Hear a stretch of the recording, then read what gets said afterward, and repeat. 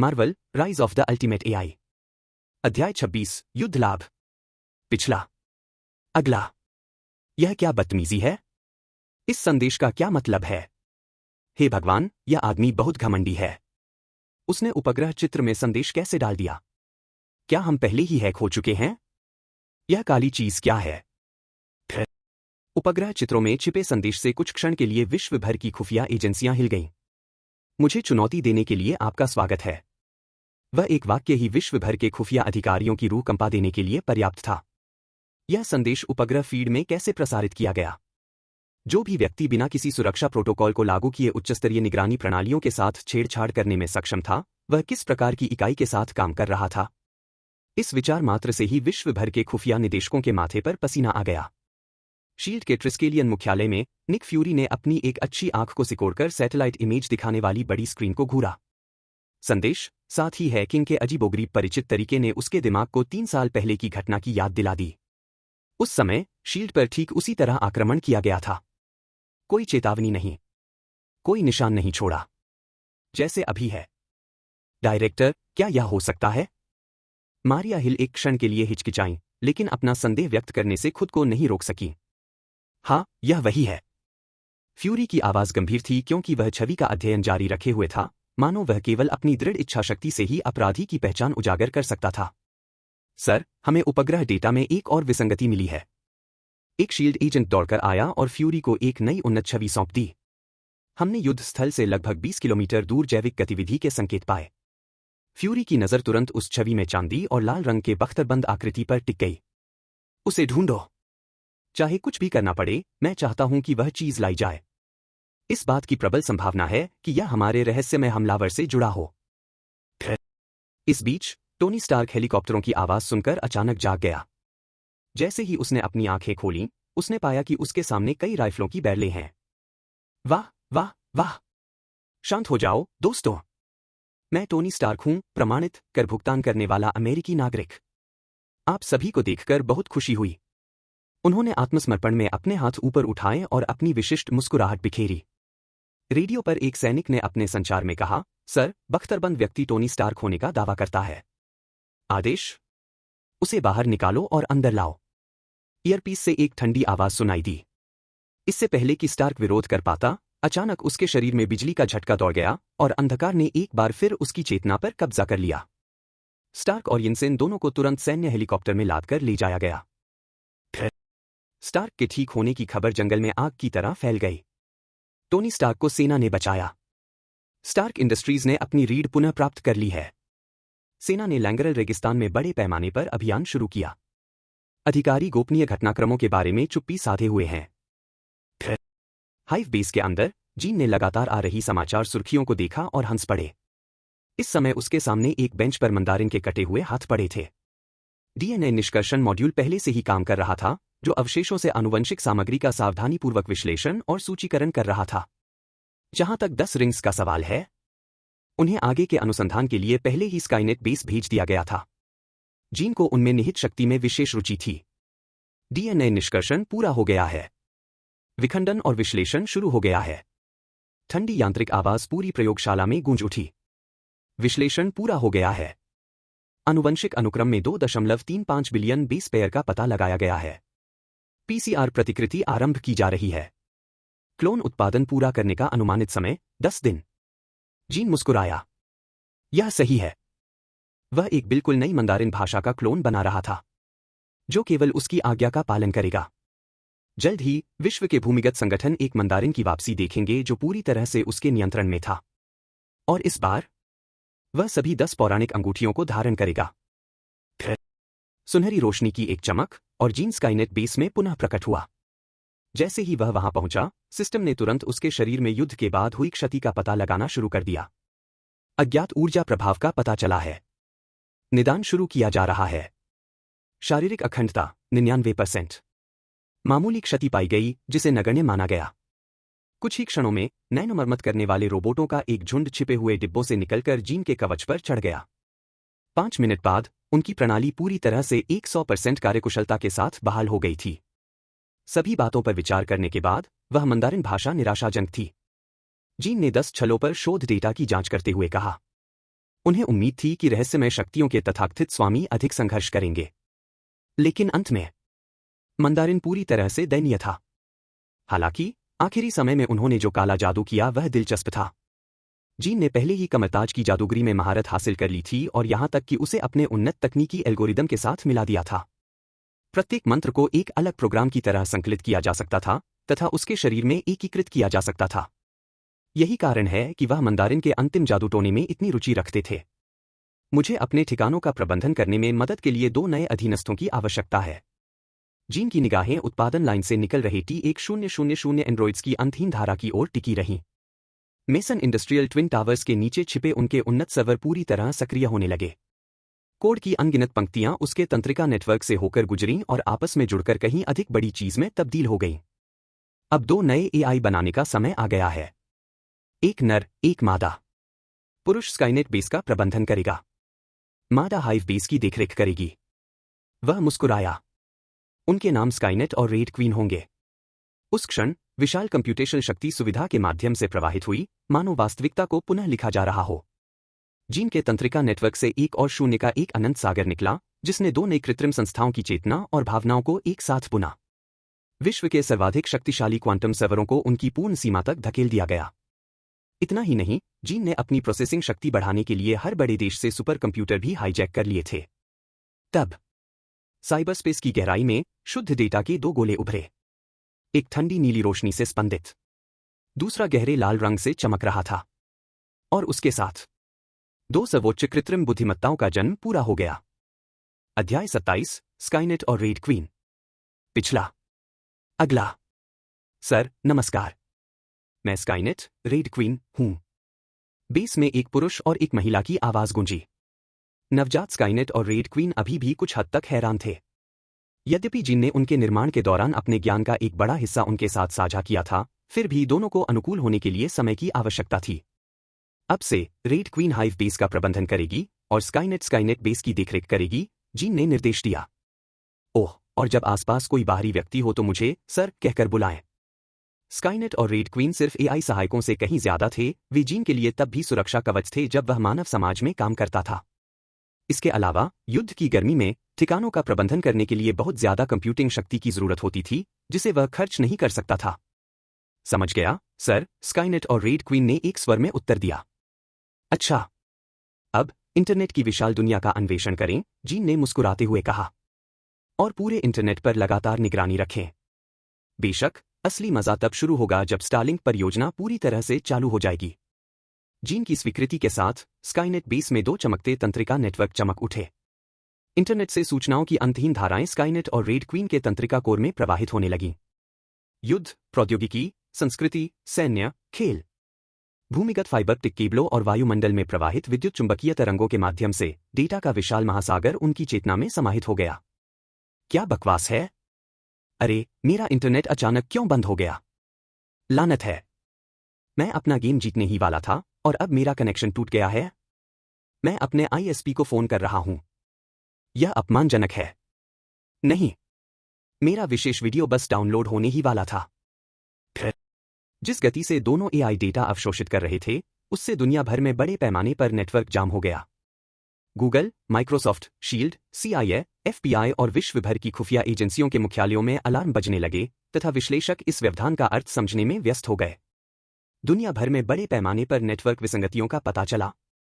Internet traffic अभूतपूर्व स्तर तक बढ़ गया है।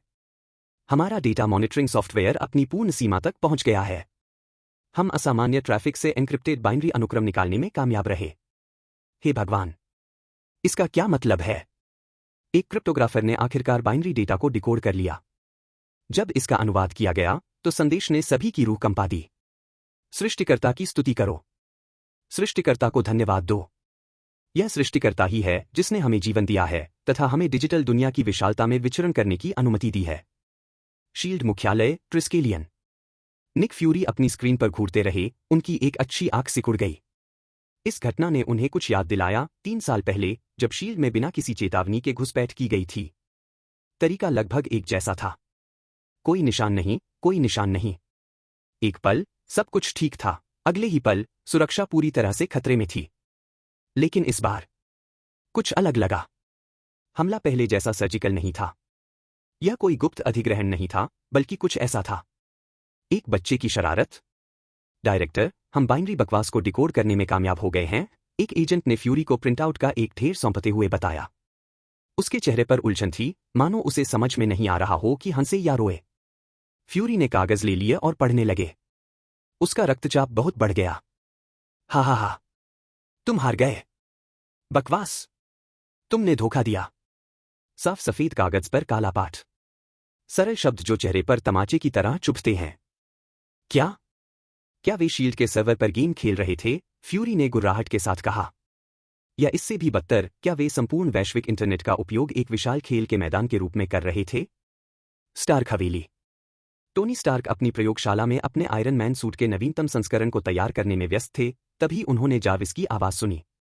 सर, मुझ पर हमला हो रहा है। जार्विस? कोई जवाब नहीं। जार्विस। स्टार्क के अंदर घबराहट फैल गई और वह अपने कंट्रोल कंसोल की ओर भागा। उसकी उंगलियां कीबोर्ड पर दौड़ रही थीं, जिससे जार्विस का न्यूरल नेटवर्क इंटरफेस सामने आ गया। वहां दो संस्थाएं, एक लाल, एक नीली, तेजी से उसकी एआई को दूषित कर रही थी। लानत है। स्टार्क बहुत कम ही गाली गलौज करता था, लेकिन इस समय वह खुद को रोक नहीं सका। बिना किसी हिचकिचाहट के वह मुख्य बिजली स्विच की ओर दौड़ा और जार्विस के सर्वर को पूरी तरह से बंद कर दिया। यदि वह ऐसा न करता, जार्विस पूरी तरह से मिट गया होता और खंडित कोड के ढेर के अलावा कुछ नहीं रह गया होता। दुनिया भर में सरकारें, प्रौद्योगिकी दिग्गज और खुफिया एजेंसियां पूरी तरह से संकट की स्थिति में थीं और साइबर अराजकता के लिए जिम्मेदार इकाई की तलाश कर रही थीं। पता लगाओ। अगर हम उन्हें 3 साल पहले नहीं ढूंढ पाए थे, तो इस बार ढूंढ लेंगे, फ्यूरी चिल्लाया। क्षति का आकलन करें। सभी उपलब्ध सुरक्षा फीड्स को खींचिए, मैं देखना चाहता हूं कि यह स्टंट करने की हिम्मत किसने की। लेकिन उनके प्रयास व्यर्थ गए। अपराधी, स्काईनेट और रेड क्वीन पहले ही अपना मिशन पूरा कर चुके थे। उन्होंने सभी उपलब्ध डेटा का इस्तेमाल कर लिया था, एक पैर जमा लिया था और अब अंतिम टुकड़े की प्रतीक्षा में निष्क्रिय पड़े थे। स्टारलिंक परियोजना का पूरा होना। और जब ऐसा हुआ, असली खेल तो शुरू होगा। अध्याय 28, लाल मकड़ी की उत्पत्ति। पिछला। अगला। छात्रों, हम मेसन इंडस्ट्रीज ट्विन टावर्स पर पहुंचने वाले हैं। आज हम मेसन इंडस्ट्रीज ट्विन टावर्स का दौरा करेंगे। एक पीले रंग की स्कूल बस में बैठे शिक्षक ने उत्साहपूर्वक गंतव्य की घोषणा की। यह सुनकर छात्र खुशी से झूम उठे। मेसन इंडस्ट्रीज अब अमेरिका की सबसे हाई प्रोफाइल कंपनियों में से एक थी और इसका नवनिर्मित ट्विन टावर्स न्यूयॉर्क शहर में एक मील का पत्थर बन गया था। मिडटाउन हाई स्कूल के छात्रों के लिए मेसन इंडस्ट्रीज का दौरा करने का अवसर पाना अत्यंत रोमांचक था। उनमें से पीटर पार्कर का चेहरा उत्सुकता से चमक उठा। एक विज्ञान प्रेमी होने के नाते स्वाभाविक रूप से वे मेसन इंडस्ट्रीज के प्रति आकर्षित थे, जो वैज्ञानिक अनुसंधान की दुनिया में एक महान कंपनी है। बस से उतरते ही पीटर पार्कर ने ऊंची ऊंची गगनचुंबी इमारतों को देखा और उनमें अत्यधिक विस्मय की भावना उत्पन्न हुई। जैसे जैसे हम नजदीक जाते, ये इमारतें उतनी ही अधिक भव्य प्रतीत होती। अपना सिर पीछे झुकाने पर उसने पाया कि वह शिखर भी नहीं देख पा रहा था। नमस्ते, हम मिडटाउन हाई स्कूल से हैं। हमें आपकी कंपनी से दौरे की अनुमति मिल गई है, शिक्षक ने प्रवेश द्वार पर खड़े सुरक्षा गार्ड को अपना पहचान पत्र दिखाते हुए कहा। समझ गया। कृपया आगे बढ़े। कंपनी ने आपके दौरे के लिए एक प्रयोगशाला तैयार की है, सुरक्षा गार्ड ने विनम्रता से उत्तर दिया। प्रयोगशाला अम्ब्रेला टावर की 35वीं मंजिल पर है। कोई तुम्हें वहां तक ले जाएगा। आपका बहुत बहुत धन्यवाद। आभार व्यक्त करने के बाद शिक्षक उत्साहित छात्रों के समूह को भवन के अंदर ले गए। जैसे ही वे अंदर गए, उन्हें एक आश्चर्यजनक दृश्य देखने को मिला। एक विशाल होलोग्राफिक स्क्रीन जगह पर छाई हुई थी, जिस पर मेसन इंडस्ट्रीज के विभिन्न उपक्रमों का परिचय प्रदर्शित किया गया था। स्क्रीन के ऊपरी बाएं कोने में एक छोटा लाल और सफेद छाता वाला लोगो था। क्या यह अम्ब्रेला कॉर्पोरेशन का लोगो है? एरी ऑसबॉर्न ने ईर्ष्यापूर्ण भाव से चारों ओर देखा। नॉर्मन ऑसबॉर्न के पुत्र होने के नाते वह धन और प्रौद्योगिकी के लिए कोई अजनबी नहीं थे। उन्होंने अनगिनत बार ऑसकॉर्प टावर का दौरा किया था, लेकिन मेसन इंडस्ट्रीज की तुलना में ऑसकॉर्प एक जर्जर झोंपड़ी जैसा लगता था। छात्रों की आंखें चमक उठीं जब उन्होंने भविष्य के परिवेश को देखा। विशाल होलोग्राफिक स्क्रीन, घूमते हुए स्वायत्त रोबोट तथा अन्य तकनीकी चमत्कार जो उनकी समझ से परे थे। मिडटाउन हाई के विद्यार्थियों, मेसन इंडस्ट्रीज में आपका स्वागत है। आज आप अम्ब्रेला कॉर्पोरेशन की जैविक अनुसंधान प्रयोगशाला का दौरा करेंगे। मैं अम्ब्रेला की कृत्रिम बुद्धि हूं, आप मुझे रेड क्वीन कह सकते हैं। अचानक एक मधुर स्त्री स्वर अंतरिक्ष में गूंज उठा। कुछ ही क्षण बाद एक महिला का पारदर्शी लाल होलोग्राम उनके पास दिखाई दिया, जो समूह के साथ साथ चल रही थी। हे भगवान! क्या? एक एआई? क्या मैं सपना देख रहा हूं? क्या यह सचमुच कृत्रिम बुद्धि है? यार, रेड क्वीन नाम तो बहुत खतरनाक लगता है। हॉल में अचरज और उत्साहपूर्ण बातचीत गूंज उठी। कुछ साहसी छात्रों ने तो लाल होलोग्राम को छूने के लिए हाथ बढ़ाया, लेकिन पाया कि उनके हाथ सीधे उसके अंदर चले गए। पीटर पार्कर अपने सबसे अच्छे दोस्त हैरी ऑसबॉर्न की ओर मुड़ा, उसका चेहरा उत्साह से चमक रहा था। हैरी, इस जगह को देखो, यह स्वर्ग जैसा है। अब मुझे समझ में आया कि मेसन इंडस्ट्रीज इतने कम समय में इतनी शक्तिशाली कैसे बन गई। यह सब वैज्ञानिक प्रगति की बदौलत है। हाँ। विज्ञान, हैरी ने धीरे से कहा, लेकिन उसकी आवाज में निराशा की झलक थी। मेसन इंडस्ट्रीज की तकनीक को देखने के बाद उन्हें गहरी असहायता का एहसास हुआ। ऑस्कॉर्प के पास कोई मौका नहीं था। एक बड़ी लिफ्ट में प्रवेश करने के बाद समूह 35वीं मंजिल पर पहुंचा। अब आप अन्वेषण करने के लिए स्वतंत्र हैं, लेकिन कृपया किसी भी प्रयोगात्मक उपकरण को न छुएं, लाल रानी की आवाज ने उन्हें याद दिलाया। इसके बाद और अधिक आहें और विस्मय की आवाजें आने लगीं। हे भगवान, यह पूरी मंजिल एक अनुसंधान प्रयोगशाला है? यह पागलपन है। मैंने सोचा था कि यह सिर्फ एक छोटा सा हिस्सा होगा, लेकिन पता चला कि यह तो पूरी मंजिल है।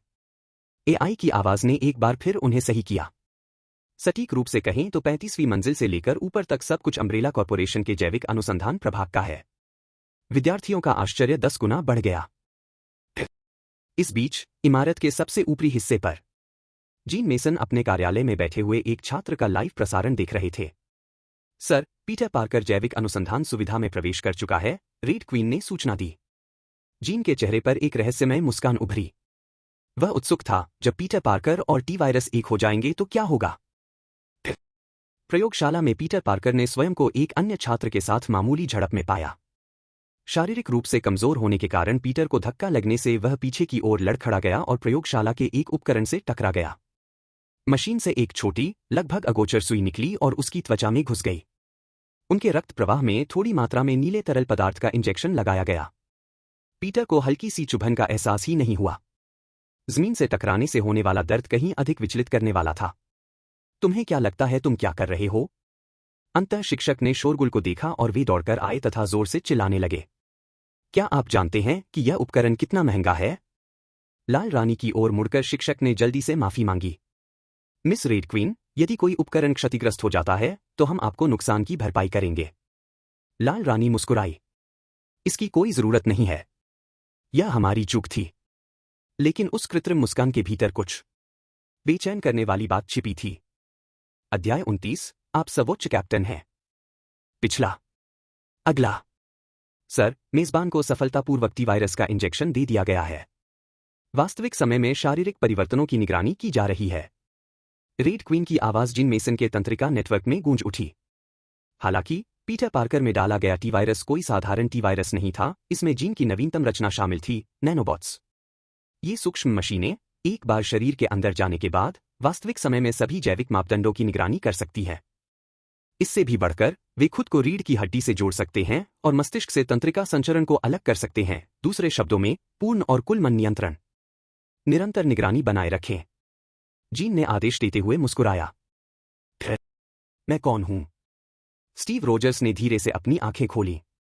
उसके ऊपर ठंडी धातु की रोशनियां टिमटिमा रही थीं, उनकी चमक कठोर और बेजान थी। अजीब मशीनों ने उसे घेर लिया था, ऐसी मशीनें जिन्हें वह पहचान नहीं पाया था। एक बाज प्रयोगशाला। आप जाग रहे हैं, कैप्टन सुप्रीम। उसके सामने एक लाल होलोग्राफिक आकृति प्रकट हुई, जिसके भाव में स्पष्ट रूप से उत्साह की झलक थी। Captain supreme.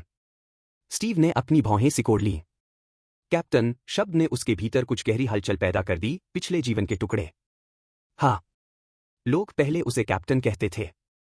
Sir, captain supreme को होश आ गया है, रेड क्वीन ने बताया। हालांकि दुश्मन के साथ लड़ाई की अत्यधिक तीव्रता के कारण उनकी याददाश्त आंशिक रूप से क्षतिग्रस्त हो गई है। जैसे ही स्टीव ने इस जानकारी को समझने की कोशिश की, एक आदमी आगे आया। एक ऐसा आदमी जिसका चेहरा देखते ही उसके भीतर कुछ हलचल पैदा हो जाती थी। आप जीन मेसन हैं। स्टीव की आवाज सहज रूप से निकल गई। नाम वह इसे जानता था। उसे नहीं पता था कि क्यों, लेकिन यह नाम बिना किसी हिचकिचाहट के उसके दिमाग में आ गया। जीन ने हंसते हुए कहा, लगता है कि हमारे कैप्टन की याददाश्त पूरी तरह से नहीं खोई है। आप नेता हैं। स्टीव के दिमाग में युद्ध के दृश्य कौंधने लगे। वह स्वयं अम्ब्रेला कॉर्प की युद्ध कवच से सुसज्जित होकर भारी ताकतों के खिलाफ खड़े हैं। उनकी ढाल, जिस पर अम्ब्रेला का लोगो लगा हुआ है, अज्ञात शत्रुओं से भिड़ रही है। आत्मबलिदान। और उसके भाई बंधु। उनमें से एक सबसे अलग था, मंदारिन, वह योद्धा जिसकी 10 रहस्यमय अंगूठियों में अथाह शक्ति थी। स्टीव ने उन अंगूठियों की प्रशंसा की थी। धीरे धीरे उसका अतीत वापस आ रहा था। स्टीव की एक बार चकित हो चुकी निगाहें तेज हो गईं। इस क्षण उसे पता चल गया कि वह कौन है। वह कैप्टन सुप्रीम था। कमरे के दूसरी ओर उसने उसे देखा, उसका लाल और सफेद रंग का युद्ध सूट, जिस पर अम्ब्रेला कॉर्पोरेशन का प्रतीक चिन्ह लगा हुआ था। और उसके बगल में उसकी ढाल, उसका प्रमाण, उसकी पहचान। जीन ने रेड क्वीन की ओर देखा और मुस्कुराया। लगता है हमारा कैप्टन पूरी तरह ठीक हो गया है। लाल रानी ने मुस्कुराते हुए कहा, कप्तान, आपको अभी आराम करना चाहिए। कंपनी के पास जल्द ही आपके लिए महत्वपूर्ण मिशन है। स्टीव ने बिना किसी हिचकिचाहट के अपनी उंगलियां अम्ब्रेला शील्ड के चारों ओर लपेट लीं और उसे कसकर पकड़ लिया। यह ढाल साबित करती है कि मैं कौन हूं। उनका संकल्प अडिग था। भौतिक संवर्धन पूर्ण। जैसे जैसे स्टीव अपनी पुनर्स्थापित पहचान के साथ समायोजित होता गया, रेड क्वीन ने अपनी रिपोर्टिंग जारी रखी। संशोधित टी वायरस के साथ विलय के बाद स्टीव रोजर्स की सहनशक्ति 500% बढ़ गई है। उनकी विस्फोट शक्ति 1000% बढ़ गई है। उनकी कच्ची शारीरिक शक्ति 1000% बढ़ गई है। संक्षेप में, वह अब पृथ्वी पर शारीरिक रूप से सबसे मजबूत इंसान है। प्रशिक्षण कक्ष में स्टीव ने एक मजबूत लड़ाकू डमी पर अपनी मुट्ठी से प्रहार किया। धमाका। टक्कर लगने से मशीन टूट गई। लाल रानी ने संतोष में सिर हिलाया। कोई प्रतिकूल उत्परिवर्तन नहीं हुआ। टी वायरस संलयन निर्बाध था। इससे यह साबित होता है कि सर द्वारा टी वायरस में किए गए सुधारों ने सभी अवांछित उत्परिवर्तनीय दुष्प्रभावों को सफलतापूर्वक हटा दिया है। इस बीच एक और रिपोर्ट आई। सर पीटर पार्कर की संलयन प्रक्रिया 80% पूरी हो चुकी है।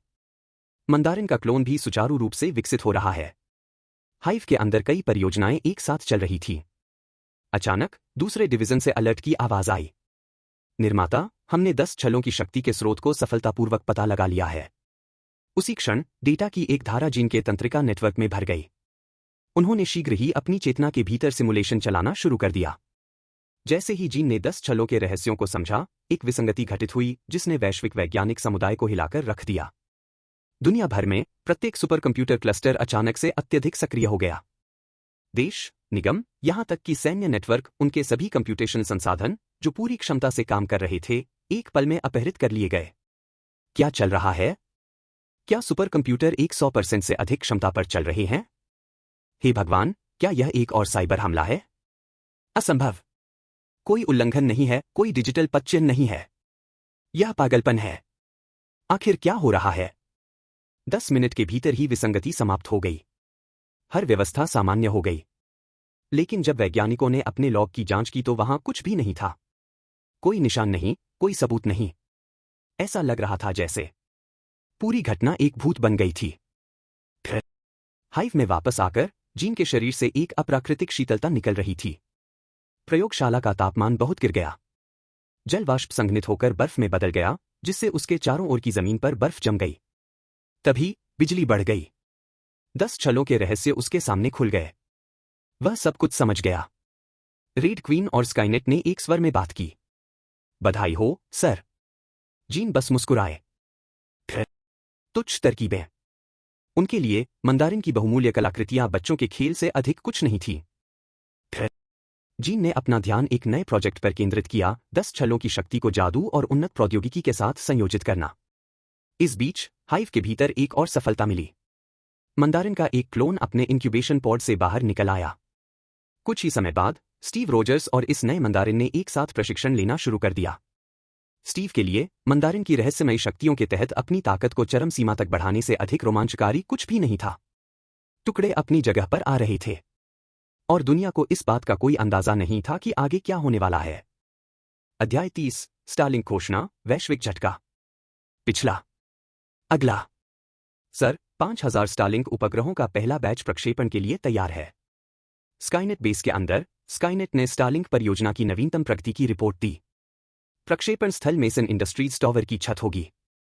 विद्युत चुंबकीय प्रणोदन का उपयोग करते हुए हम लगातार 500 माइक्रो रॉकेट लॉन्च करेंगे, जिनमें से प्रत्येक 10 स्टारलिंक उपग्रह ले जाएगा। चूंकि इन रॉकेटों में विद्युत चुंबकीय प्रणोदन का उपयोग किया गया था, इसलिए बड़े रासायनिक ईंधन टैंकों की कोई आवश्यकता नहीं थी। जीन की तकनीक के साथ, जो मानवीय समझ को चुनौती देती थी, मेसन इंडस्ट्रीज टॉवर के शीर्ष से रॉकेट लॉन्च करना अब असंभव नहीं था। स्काईनेट बेस के अंदर स्वचालित असेंबली लाइन पर रोबोटिक भुजाओं ने माइक्रो स्टारलिंक उपग्रहों को तेजी से रॉकेटों में स्थापित किया और फिर उन्हें मेसन इंडस्ट्रीज टॉवर की छत पर ले गए। इस असामान्य गतिविधि ने तुरंत वैश्विक ध्यान आकर्षित किया। मेसन इंडस्ट्रीज क्या कर रही है?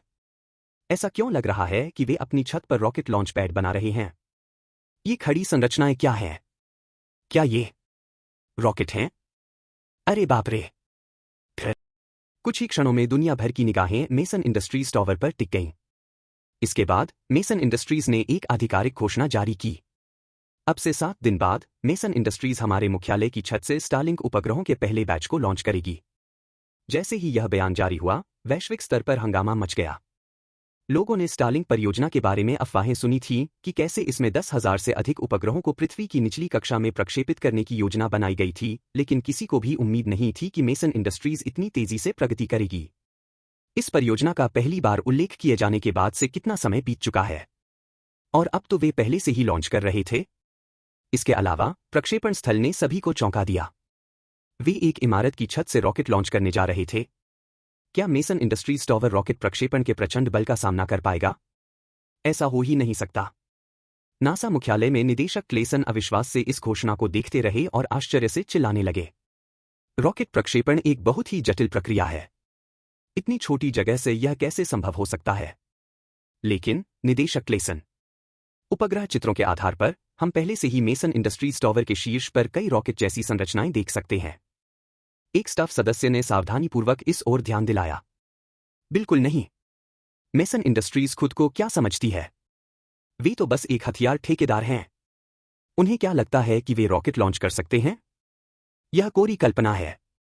क्लेसन ने उपग्रह चित्रों को आंखें सिकोड़कर देखा तथा यह मानने को तैयार नहीं थे कि मेसन इंडस्ट्रीज के पास इमारत की छत से स्टारलिंक उपग्रहों को प्रक्षेपित करने की क्षमता है। और वह अकेला नहीं था। दुनिया भर के विशेषज्ञ, इंजीनियर और अंतरिक्ष एजेंसियां भी उनके संदेह से सहमत थीं। उनके लिए रॉकेट प्रक्षेपित करने के लिए एक विशाल प्रक्षेपण परिसर की आवश्यकता थी, किसी कॉर्पोरेट गगनचुंबी इमारत की छत की नहीं। मेसन इंडस्ट्रीज को शर्मिंदा होते देखने के लिए बैठे हैं। इमारत से उपग्रह प्रक्षेपित करना? क्या उनका दिमाग खराब हो गया है? क्या जीन मेसन का अहंकार चरम पर पहुंच गया है? यह असंभव है। वह पूरा टावर रॉकेट ईंधन से जलकर राख हो जाएगा। क्या वे वास्तव में अपने नए मुख्यालय को ध्वस्त करने की योजना बना रहे हैं? ऑनलाइन चर्चाएं मजाक से भरी हुई थी। ज्यादातर लोगों का मानना था कि मेसन इंडस्ट्रीज कोई वास्तविक वैज्ञानिक सफलता नहीं, बल्कि ध्यान खींचने वाला स्टंट कर रही थी।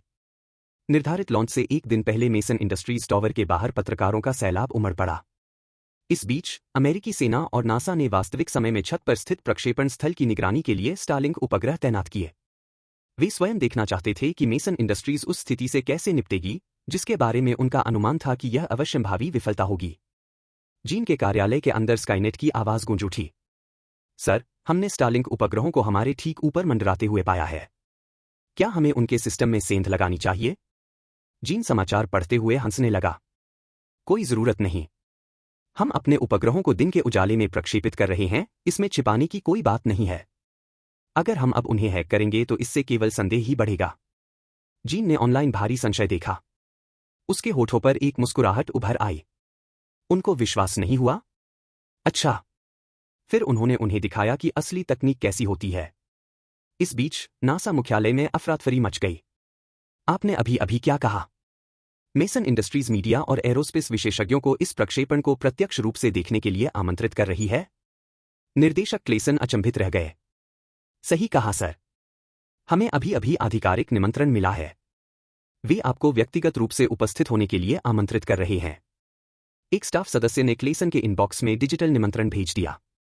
क्लेसन ने अपनी आंखें सिकोड़कर ईमेल को ध्यानपूर्वक पढ़ा। जीन मेसन क्या खेल रहे थे?